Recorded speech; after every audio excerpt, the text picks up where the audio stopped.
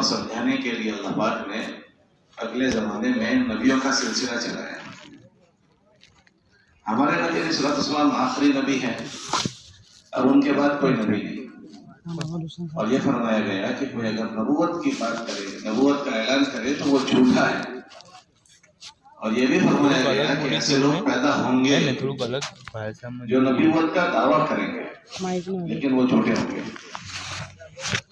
تو آپ کی ہمدردی کی بات کون کریں گے؟ انسانیت کو یہ باتیں کون سمجھائیں گے؟ تو اللہ پاک نے نبی والا کام دنیا میں چلا دیا. یہ ختم نبوت کی محنت کی برکت سے، ختم نبوت کی برکت سے اللہ پاک نے نبی والا کام چلایا کہ جس کے ذریعے سے انسانوں سے ہمدردی کی بات کی جا رہی ہے، ان سے ملا جا رہا ہے، ان کی ملاقاتیں کی جا رہی ہے، گھر گھر پر جایا جا رہا ہے، مسجد مسجد جایا جا رہا ہے، اسی ہمدردی کے نسبت پر کہ ایک ایک آدمی اس دنیا میں جینے والا، اس کا جینا بھی اچھا ہو جائے اور اس کا مرنا بھی اچھا ہو جائے. اور یہ ہمدردی کس کے لیے ہے؟ یہ ہمدردی اس دنیا میں رہنے والے سارے ہی انسانوں کے لیے. الدین والنصیحہ، ہمارے نبی علیہ السلام نے فرمایا کہ دین خیرخواہی کا نام ہے. تو پوچھا گیا قیل لمن یا رسول اللہ، کس کے لیے خیرخواہی؟ تو فرمایا للہ ولرسولہ ولعامۃ المسلمین ولائمتہم، اور کما قال علیہ الصلوۃ والتسلیم، کہ اس امت میں جتنے بھی لوگ ہیں ان سب کے حق میں خیرخواہی ہے. اسی خیرخواہی میں دنیا میں محنت ہوتی ہے. یہ جو ہمارے اجتماعات ہوتے ہیں یہ بھی اسی ہمدردی میں ہو رہے ہیں، اسی خیرخواہی کے نتیجے میں کہ چل پھر کر مجموعوں پر محنت کر کے ان کو لایا جائے. اور اس اجتماع میں مختلف مجلسوں میں ہم میں سے ایک ایک سے متعلق کیا ذمہ داریاں ہیں، ہم میں سے متعلق کیا کیا کام ہیں، اس کے سمجھنے اور سمجھانے کے مذاکرے ہوں. کیونکہ سمجھنے اور سمجھانے کو اللہ پاک نے ذریعہ بنایا ہے ایمان والوں کے نفع کا. اور الحمدللہ اس کے اثرات ہیں کہ اللہ پاک نے سمجھنے سمجھانے کے ذریعے سے ہزاروں لاکھوں انسانوں کو صحیح جینے پر ڈال دیا، صحیح زندگیوں پر ڈال دیا. اس لیے ہمارے کانوں پر بھی جب بات پڑے تو ابھی سے لے کر پورے اجتماع تک اور ہمیشہ کے لیے اس کو اس ذہن سے سننا چاہیے کہ بھائی یہ میرے ضرورت کی چیز ہے اور یہ باتیں وہ کہی جا رہی ہے جو میرے ذمے ہیں. اگر اس کو پورا کیا جائے گا تو اللہ مجھے خوشحال زندگی دے دیں گے، اور اگر یہ جو باتیں کہی جا رہی ہے اس کا پابند نہیں کروں گا میں تو میری زندگی خوشحال نہیں ہو سکتی.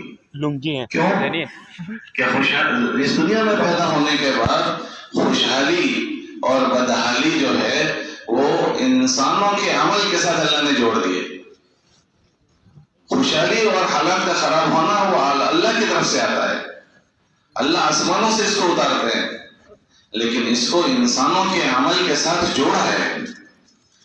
کوئی دنیا میں کوئی آدمی اللہ پاک نے جو نظام بنایا ہے اس نظام کے علاوہ اپنے آپ کو خوشحال نہیں بنا سکتا. اور اگر کوئی آدمی کسی کو بدحال کرنا چاہے اور اللہ نہ چاہے تو کوئی آدمی اس کو بدحال نہیں کر سکتا.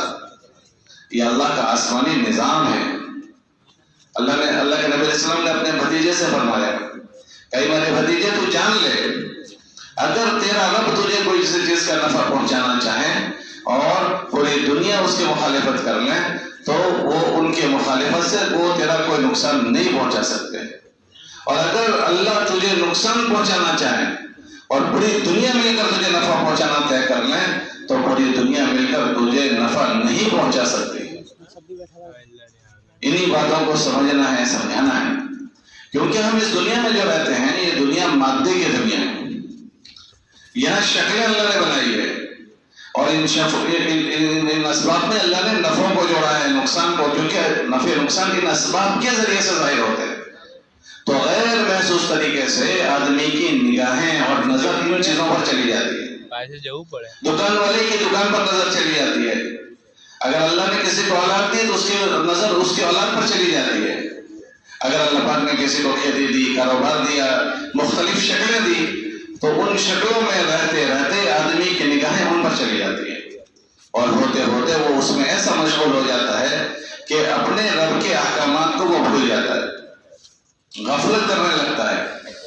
حالانکہ اللہ قرآن میں فرماتے ہیں کہ ساری شکلیں جو ہے وہ اللہ کی پیدا کی ہوئی ہے، اس میں بات اللہ ہی کی چلتی ہے۔ اگر اللہ اس میں نفع کو ظاہر کرنا طے کر دیں تو ان شکلوں سے نفع ظاہر ہوتے ہیں، اور اگر اللہ اس میں نقصان ظاہر کریں تو انہی شکلوں سے نقصان ظاہر ہوتا ہے۔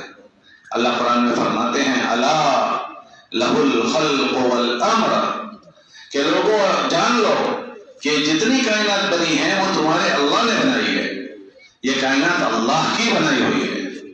اور پھر آگے فرمایا اس میں بات بھی اللہ ہی کی چلتی ہے، کہ اللہ جو چاہتے ہیں وہ ان شکلوں میں ہوتا ہے۔ ہم دنیا میں دیکھیں کہ دنیا میں 50 لوگ آپ کو ایسے ملیں گے کہ انہوں نے شکلیں اختیار کی اور وہ یہ چاہتے تھے کہ ان شکلوں میں ایسی چیز ہو جائے جو وہ چاہتے ہیں، لیکن ان پر پوری طاقت لگانے کے باوجود وہ نہیں ہوا جو وہ چاہتے تھے۔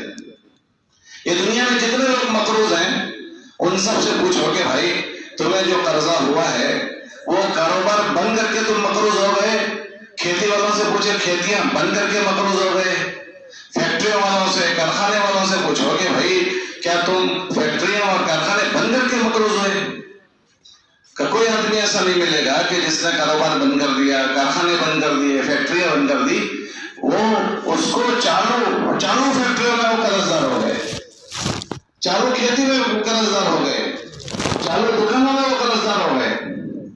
تو ان سے یہ پوچھیں کہ بھائی بتاؤ کہ یہ کیا تم نے کارخانے اور فیکٹریاں اور دکانیں قرض دار ہونے کے لیے کھولی تھی؟ تو کوئی آدمی نہیں ملے گا جو یہ کہے کہ ہاں میں نے اس کے لیے کھولی تھی۔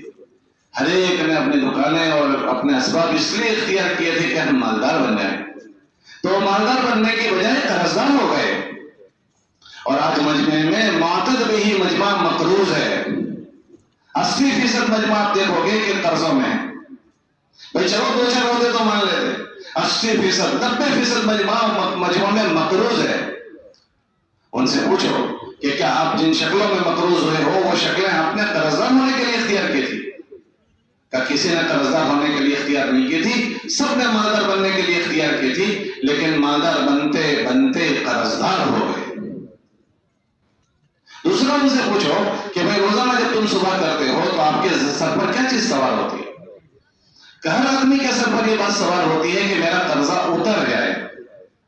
ان سے دوسری بات یہ پوچھو کہ اچھا بھائی بتاؤ یہ آپ کے سر سے جو قرضہ اتارنے کی آپ کی سوچ ہے وہ آپ کے اکیلے کی ہے یا گھر کے جتنے ممبر ہیں سب کی ہے؟ بیوی، بچے، بچیاں، بہویں؟ تو ہر آدمی یہ کہے گا کہ گھر کے ہر فرد کی یہ فکر ہے کہ ہمارے گھر کے قرضے اتر جائے۔ تیسری بات ان سے پوچھو کہ بھائی روزانہ صبح جو مارکیٹ میں جاتے ہو تمہاری کیا نیت ہوتی ہے کہ آج اللہ ہماری ایسی تدبیر ہو جائے کہ ہمارا قرضہ ہمارے سر سے اتر جائے؟ ہر آدمی ایسی تدبیر اختیار کرتا ہے۔ پھر آپ پوچھو کہ روزانہ قرضہ بڑھ جاتا ہے یا قرضہ کم ہو جاتا ہے؟ کہ ایک مقروض ہونا نہیں چاہتے تھے پھر بھی مقروض ہو گئے، اور روزانہ ایک آدمی نہیں گھر کے جتنے ممبر ہیں سارے مل کر اس کی کوشش میں لگتے ہیں کہ بھائی ہمارا قرضہ کم ہو جائے اور اسی کی تدبیر کرتے ہیں، تو بجائے قرضوں کے کم ہونے کے روزانہ قرضے بڑھتے جا رہے ہیں۔ یہ باتیں بتا رہی ہے کہ ان چیزوں کا معاملہ، یہ چیزیں کی لگام ہمارے ہاتھ میں نہیں ہے۔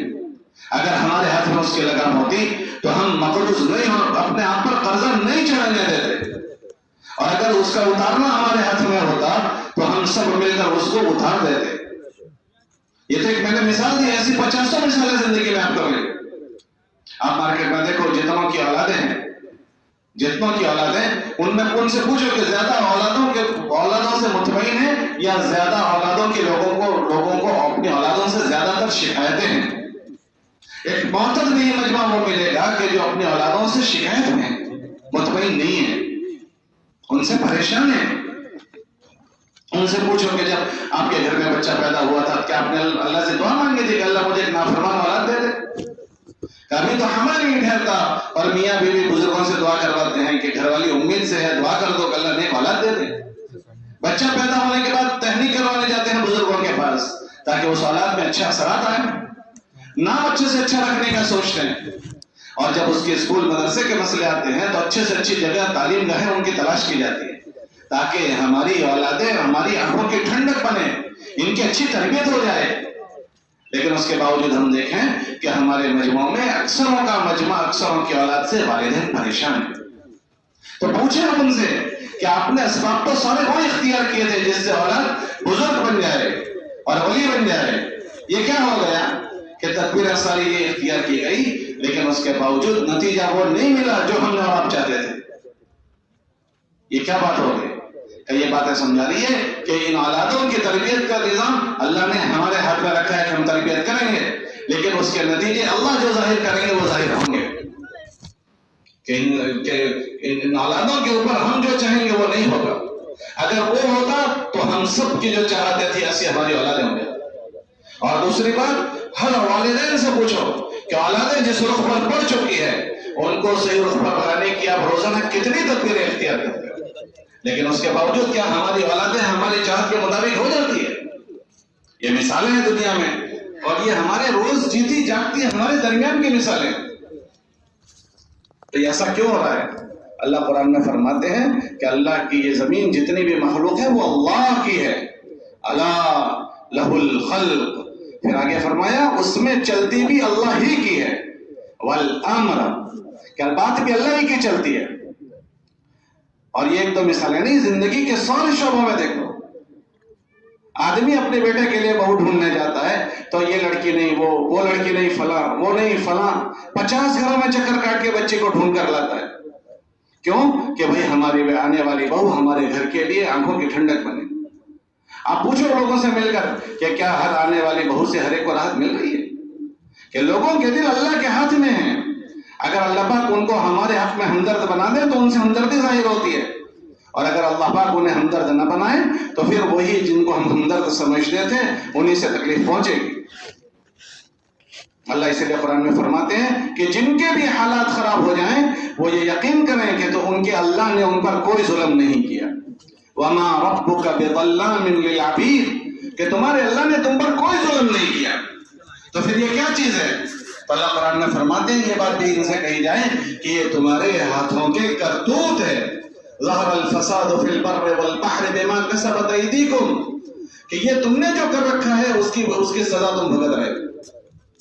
ہم نے کیا کر رکھا ہے کہ اللہ پاک نے ہر ایمان والے کے ذمہ کچھ چیزیں کرنے کی طے کی ہے کہ انہیں کرنا ہے اور کچھ چیزیں وہ ہے جس سے اسے بچ کر زندگی گزارنا ہے. کرنے کی چیزوں کا نہیں کرنا یہ بھی جرم ہے اور نہیں کرنے کی چیزوں کو کرنا یہ بھی جرم ہے. کرنے کی چیزوں کا چھوٹ جانا تو بہت سارے لوگ کچھ جرم سمجھتے ہیں. بھائی کوئی آدمی نماز چھوڑ دے، روزہ چھوڑ دے، ماں باپ کی اطاعت فرما برداری کو چھوڑ دے، اس کو تو سارے جرم سمجھتے ہیں لیکن نہ کرنے کی چیزوں کو کرنا کتنے جرم سمجھتے ہیں. غیبت ہو رہی ہے، آنکھوں سے گندا دیکھا جا رہا ہے، اس زبان سے گندا بولا جا رہا ہے، اس دل دماغ سے گندی باتیں سوچی جا رہی ہے اور ہاتھ پیر کا غلط استعمال ہو رہا ہے. کون اس کو گندا سمجھتا ہے؟ نہ کرنے کی چیزوں کے کرنے کو برائی سمجھنے والا مجمع کم ہے. یہ مبارک محنت اسی کی ہے کہ ایک آدمی ان چیزوں کو سمجھنے والا بنے اور اللہ کے راستے میں نکال کر 4 مہینے اور چلوں میں اسی کی مشق کرواتے ہیں کہ چلیے ایک طرف اس کو روزانہ سنیں کہ کن چیزوں میں اللہ نے کامیابی کو جوڑا ہے اور کن چیزوں میں اللہ نے ناکامیوں کو رکھا ہے اور اسی کے ساتھ یہ چیز ایک طرف رہتے ہوئے وہ اس کی مشق کرے کہ روزانہ ان اعمال کو کرتے کرتے وہ ان کرنے کے کاموں کا عادی بن جائیں اور نہ کرنے کی چیزوں سے وہ بچنے والا بن جائے. ایک طرف اس کو سنایا جاتا ہے، ایک طرف اس کی مشق کروائی جاتی ہے. اگر یہ چیز وجود میں آ گئی پھر اللہ قرآن میں فرماتے ہیں ہم اچھے جینے والوں کے لیے اچھی زندگی بنا دیں گے. من عمل صالحا من ذکر او انثى وهو مؤمن فلنحيينه حیاتا طیبہ کہ جو اچھی زندگی ایمان و عمل کے ساتھ جب اللہ کی اطاعت اور فرما برداری کریں گے اللہ فرماتے ہیں اچھی زندگی اس کو ہم دیں گے، اس کی زندگی کو خوشگوار ہم بنائیں گے. اور دوسری جگہ فرمایا کہ جو ایسا نہیں کرے گا، جو ان باتوں کی طرف توجہ نہیں دے گا اور اعراض کر کے زندگی گزارے گا تو اللہ فرماتے ہیں کہ ہم اس کی زندگی کو اجیرن کر دیں گے. من اعرض عن ذکری فإن له معیشۃ ضنکا ہم اس کو چین سے جینے نہیں دیں گے، اس کی زندگی کو اجیرن کر دیں گے. کہ انہی چیزوں کی ہمدردی اس مبارک محنت کے راستے سے کی جا رہی ہے کہ ہر ایمان والا ان چیزوں کو سمجھے، ہر ایمان والا اس کو سمجھے کیونکہ یہ دنیا غفلت کی جگہ ہے. ہم نہ چاہیں تو بھی غفلت ہو جاتی ہے۔ اللہ پاک نے اس دنیا کو غفلت کی جگہ بتایا ہے، اس دنیا کو دھوکے کی جگہ بتایا، اور یہ فرمایا کہ تمہیں دھوکہ دینے والی دنیا دھوکہ نہ دے دے، کہ یہ یہاں دھوکہ کہا جاتا ہے آدمی کہ سمجھنے کی چیزیں سمجھنے سے پیچھے رہ گیا، اور نہ سمجھنے کی چیزوں پر جان بھی لگ رہی ہے، مال بھی لگ رہا ہے، تو پھر اللہ اس سے ناراض ہوں گے، اور اگر اللہ ناراض ہو گئے تو وہ اپنے حالات کو ٹھیک نہیں کر سکتا۔ ایمان والے کی ساری باتیں اللہ کے وہاں نوٹ کی جاتی ہیں، نوٹس میں لی جاتی ہے، یہاں تک کہ وہ زبان سے کوئی جملہ بولتا ہے وہ بھی نوٹ کیا جاتا ہے، اس کی حرکت نوٹ کی جاتی ہے، اس کے دل میں پلنے والی چیزوں کو نوٹ کیا جاتا ہے۔ اللہ قرآن میں فرماتے ہیں ما یلفظ من قول الا لدیہ رقیب عتید، کہ اگر زبان سے جملہ بھی نکلا ہے تو اس کو بھی ہم نوٹ کریں گے، یہاں تک کہ اگر دل میں کوئی بات پل رہی ہے اگر وہ اچھی ہے تو دیکھی جائے گی، اور اگر کسی غلط بات کی تدبیر کی ہے اگر اللہ اس سے ناراض ہو گئے تو اس کے بھی اثرات دنیا میں ظاہر ہوتے ہیں۔ اللہ پاک نے قرآن میں ایک خاندان کا واقعہ بیان کیا 28ویں پارے میں، کہ یمن میں ایک خاندان رہتا تھا، ان کے ابا کی بڑی کھیتی تھی، تو ان کے ابا جب کھیتی ہو جاتی تھی تو اس کے 3 حصے کرتے تھے، ایک اپنے اہل خانہ کے لیے محفوظ کر دیتے تھے، ایک آئندہ سال کی کھیتی کے لیے جمع کر لیتے تھے، اور ایک حصہ غربا اور مساکین پر خرچ کر دیتے تھے۔ جب ابا کی وفات ہو گئی تو بچوں کے ذہن میں بات یہ آئی کہ ہمارے ابا تو نادان تھے، ایک بہت بڑا حصہ ہمارے مال کا لوگوں کو دے دیتے تھے، تو ہم تو ایسا نہیں کریں گے، اب ہمارے ابا چلے گئے یہ حصہ ختم کر دیں گے۔ اس کی انہوں نے ذہن میں پلان بنایا، اور یہ پلان بنا کر آپس میں مشورہ فائنل کر دیا۔ اس میں ایک بیٹا سمجھدار تھا، وہ کہنے لگا ایسا نہ کرو، ابھی انہوں نے کیا نہیں ہے، اس کا پلان بنا رہے ہیں، اس کی تدبیر کر رہے ہیں، اس کی شکل سوچ رہے ہیں۔ ایک بیٹا کہنے لگا ایسا نہ کرو، یہ اللہ کو ناراض کرنے والی چیز ہے، لیکن دوسرے نے کہا تو نادان ہے، تو سمجھتا نہیں ہے، ایسا ہی کرنا ہے۔ یہاں تک کہ وہ پلان بنا کر رات کو اپنے کھیت پر چلے، جب وہاں پہنچے تو وہاں جا کر دیکھا کہ کھیتی نہیں ہے، تو یہ سمجھے کہ ہم غلط جگہ پر آ گئے ہیں، کسی کے کھیت پر آ گئے، ہم اپنا راستہ بھٹک گئے رات میں۔ تو دوسرا بھائی کہنے لگا نہیں، راستہ نہیں بھٹکے ہیں، یہ آثار ہے، دیکھو یہ نشانیاں ہیں، ہم اپنے ہی کھیت پر آئے ہیں۔ تو صبح جب ہوئی تو دیکھا کہ پوری کھیتی بھسم ہو چکی ہے، کھیتی پر آسمان سے اللہ ناراض ہو گئے ہیں، ان کی نظائم سے، ان کی نیتوں سے اللہ ناراض ہوئے ہیں، اور راتوں رات اللہ پاک نے ان کی کھیتی پر آسمان سے بجلی اتاری، اور بجلی اتار کر اللہ نے اس کو ختم کر دیا۔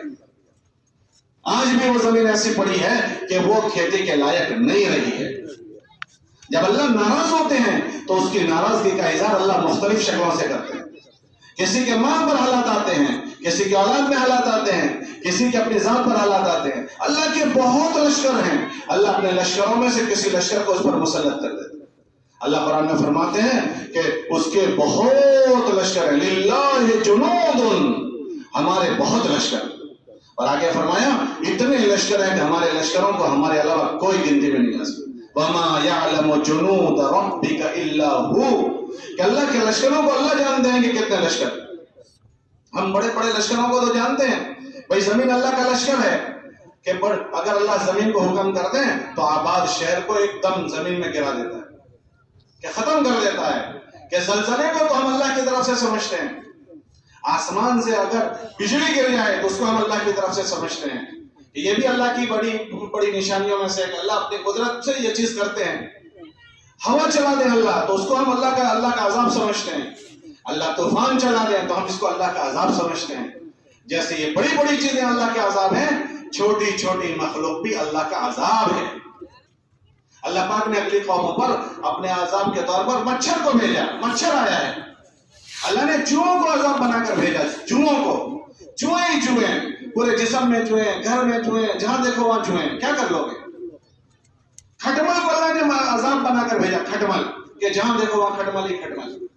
اللہ پاک نے مینڈکوں کو عذاب بنا کر بھیجا، مینڈکوں کو، کہ یہ بڑی بڑی چیزیں جیسے اللہ کا لشکر ہے، ایسے یہ چھوٹی چھوٹی چیزیں بھی اللہ کے لشکر ہیں۔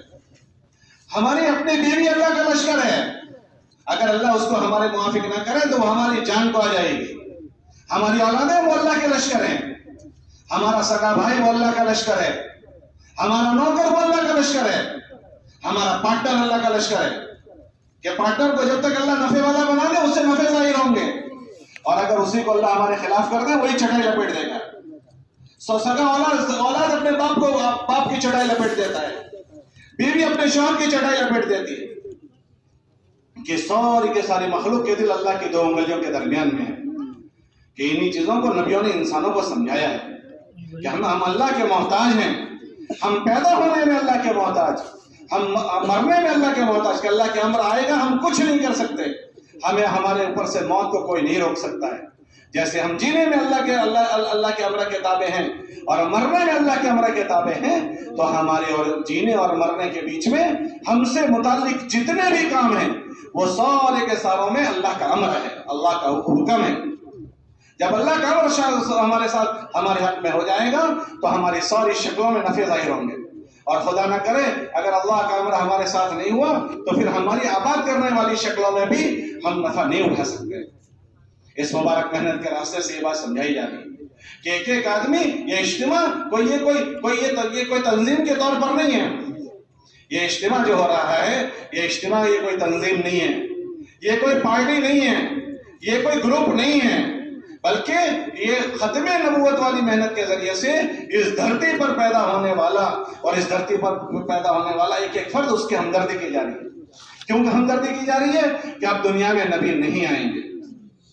इसको हम सरसरी चीज ना समझे, इस कहने सुनने और समझने समझाने को हम में से हर आदमी हमारी खैरखाई की चीज समझे, कि ये ऐसी चीज नहीं है कि भाई चलो 1 साल के बाद 2 साल के बाद इज्तिमा हुआ है तो थोड़ी देर के लिए हम शिरकत कर लें, बुजुर्गों की जियारत हो जाएगी।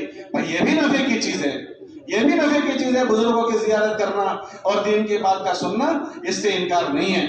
लेकिन बात इतनी नहीं है कि खाली इज्तिमा में हमारी शिरकत हो जाए, और बात इतनी नहीं है कि खाली बुजुर्गों की जियारत हो जाए, बल्कि बात यह है कि इस कहने सुनने के जरिए से हम अपनी उन जिंदगियों पर आए कि जिन जिंदगियों पर अल्लाह पाक बंदों के साथ वो खुशहाली का मामला करते हैं, और हर एक के साथ उसके अमल के मुताबिक मामला होगा। अल्लाह कुरान में फरमाते हैं, मन आमिल सालिहन फलिनफ्सिही, जो अच्छे काम करेगा उसका बदला उससे मिलेगा, और खुदा ना करे कोई गफलत करता है, कोई चुके करता है, तो उसके मुतालिक फरमाया वमन असा फअलैहा, जो नाफरमानी करेगा तो वो उस पर लौट कर आएगी, वो उसको भुगतनी है, वो उसको भुगतनी है। इसलिए अल्लाह के नबी अलैहिस्सलाम ने सहाबा को सबसे बड़ी बात जो समझाई वो इस जिंदगी पर आने के बाद समझाई कि अल्लाह पाक ने हमें पैदा किया है तो हर आदमी अपने मामले को अपने अल्लाह के साथ ठीक ठाक करे। अल्लाह के साथ ठीक ठाक करने का क्या मतलब है? कि अल्लाह के साथ ठीक ठाक करने का मतलब यह है कि अल्लाह की धरती पर वो हर चीज में अल्लाह का बंदा बनकर रहे। अल्लाह का बंदा, अल्लाह हर एक से बंदा बनकर जीना चाहता है, वो कोई बंदा उसके साथ शिर्क ना करे। अल्लाह को शिर्क पसंद नहीं। अल्लाह ने हमें पैदा किया है, ये सारी कारस्तानी उसी ने रचाई है, और आदमी उसके अलावा कोई नफे नुकसान का मालिक समझे, अल्लाह इससे सख्त नाराज होते। दुनिया में आदमी शिर्क को पसंद नहीं करता। हमारी बीवी अगर हमसे ये कह दे, हाजी साहब आप मुझे 99.99% पसंद है, 99.99%, लेकिन फला आदमी मुझे 1% का 100वां हिस्सा वो भी पसंद है।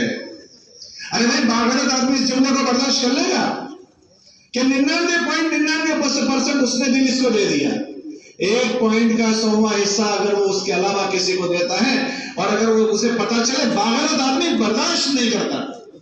हम जायजा लें कि क्या हमारी बीवी को हमने पैदा किया है, हमारी बीवी को सेहत हमने दी है, हमारी बीवी के जिस्म को क्या हमने बनाया है? हमने उसको कुछ नहीं किया, वो निकाह के रास्ते से हमारे निकाह में आई है, तो हम उसका 1% का 100वां भाग वो हमारे अलावा किसी को दे, हम बर्दाश्त नहीं करते। तो ये अल्लाह का बंदा अल्लाह के अलावा किसी के सामने अपने सर को झुकाए और अल्लाह के अलावा किसी को नफे नुकसान का मालिक समझे और अल्लाह के अलावा का तासुर लेकर जिए, वो अल्लाह कैसे बर्दाश्त कर लेगा? तो सबसे पहले उस अल्लाह का हक ये है कि हमारी जिंदगियों में से ये चीज खत्म हो, और फिर उसके बाद हमारी जिंदगियों में अब्दियत है, इबादत है। कुनू इबादल्लाह, कि अल्लाह का बंदा इबादत में भी बने, मामलात में भी अल्लाह का बंदा बने, माशरत में भी जी की चाहतें खत्म हो जाए, वरना तो जी की चाहतें सब चीज में दाखिल हो जाती। देखो अभी नमाज के लिए बुलाया, बहुत दूर दूर बैठे थे, सबको कहा गया कि भाई इसके आदाब में तो ये आगे आ जाओ, लेकिन हम अपनी जगह क्यों नहीं छोड़ रहे? कि इसलिए नहीं छोड़े कि जी में आ रहा है कि ये क्या हो गया कि इबादत में भी मनमानी हो गई। हाँ, جب منمانی زندگیوں میں داخل ہو جاتی ہے تو اللہ قرآن میں فرماتے ہیں کہ وہ اللہ کا بندہ نہیں ہے. وہ کس کا بندہ ہے؟ وہ اپنے من کا بندہ ہے. افرأیت من اتخذ الہہ ہوا، اے نبی جی آپ نے اس کو دیکھا جس نے اپنا معبود اپنے من کو بنا لیا. تو یہ چیزیں ہماری اپنی زندگیوں میں داخل کرنی ہے، ایمانیات میں، عبادات میں، معاملات، معاشرت اور اخلاقیات میں.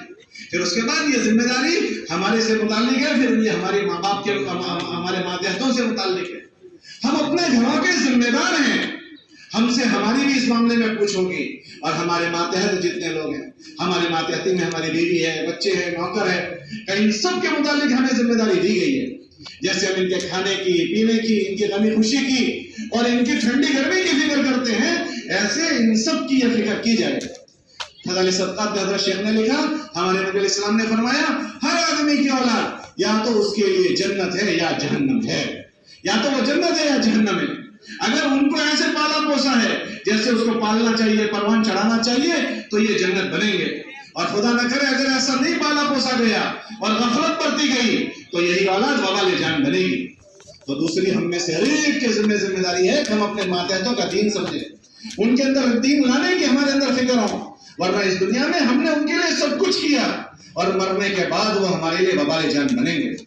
ہر ایمان والے کے ذمہ یہ دوسری ذمہ داری. اور تیسری ذمہ داری ہر ایمان والے کے ذمہ یہ ہے کہ وہ پوری امت کا ہمدرد بن کر جیے. ایک ایک انسانیت کا وہ ہمدرد بنے، ایک ایک انسان کا ہمدرد بنے. ہمارے نبی علیہ السلام کو اللہ نے یہ بات فرمائی کہ ہم نے آپ کو سارے انسانوں کا ہمدرد بنا کر بھیجا ہے، کافۃ للناس بشیرا ونذیرا. اور ہمارے نبی علیہ السلام نے فرمایا میرا جو کام ہے وہ میرے ہر امتی کا کام ہے. ہذہ سبیلی ادعو الی اللہ علی بصیرۃ انا ومن اتبعنی.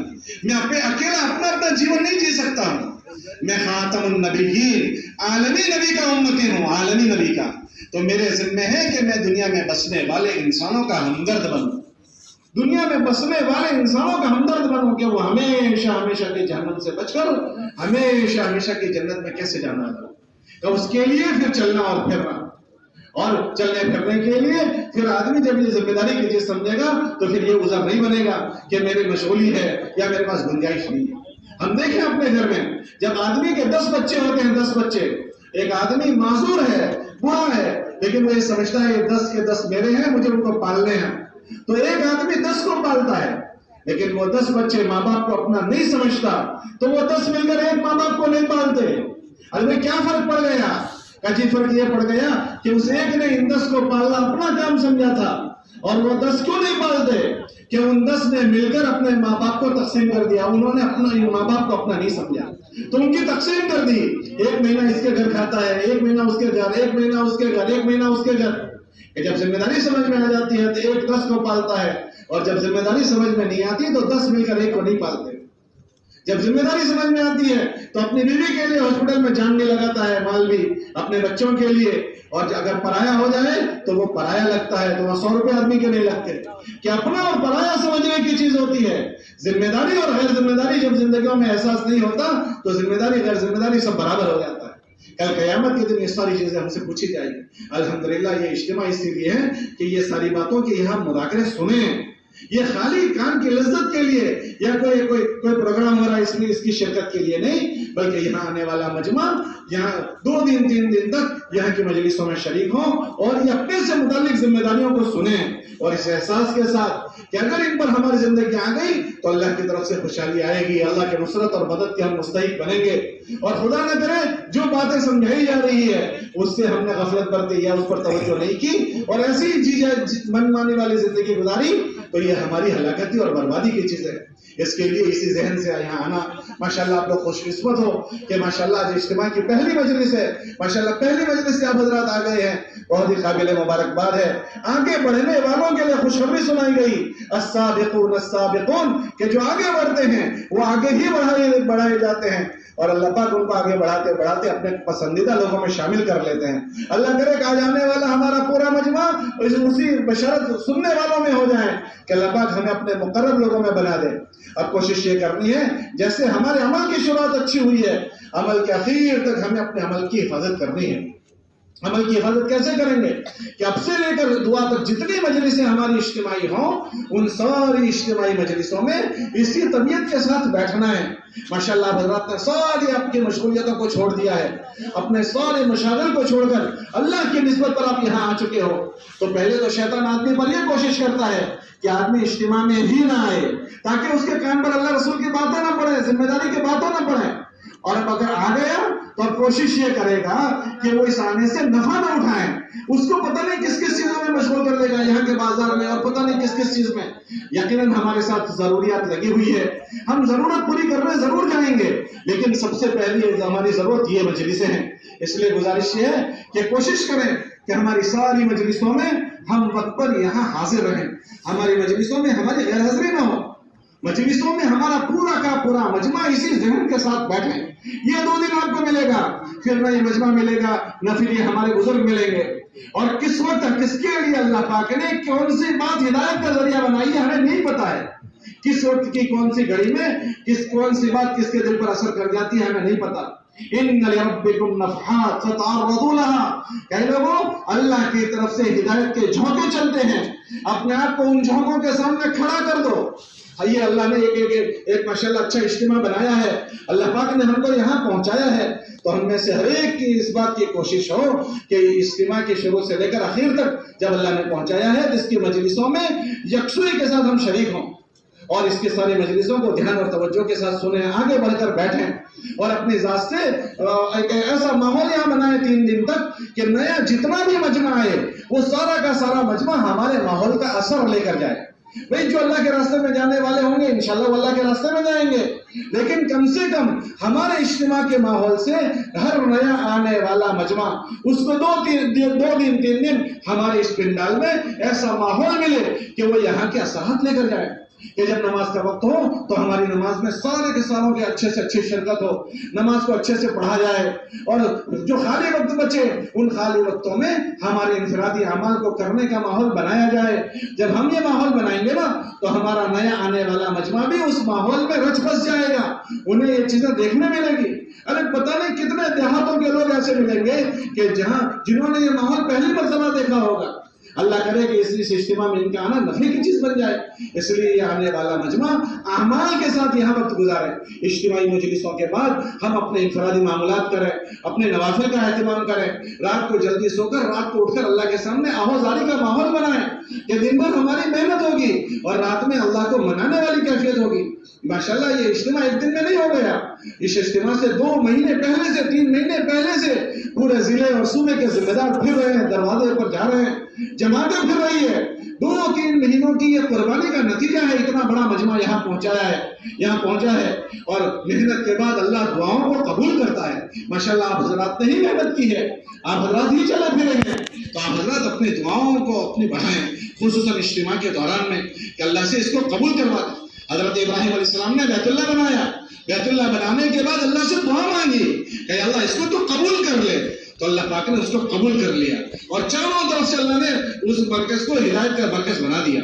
آپ حضرات نے محنت کی ہے 2-3 مہینوں سے, تو یہاں اس اجتماع میں اللہ پاک آنے والوں کو اس سے نفع پہنچا دے, اور اللہ اس اجتماع کو عالمگیر ہدایت کا ذریعہ بنا دے.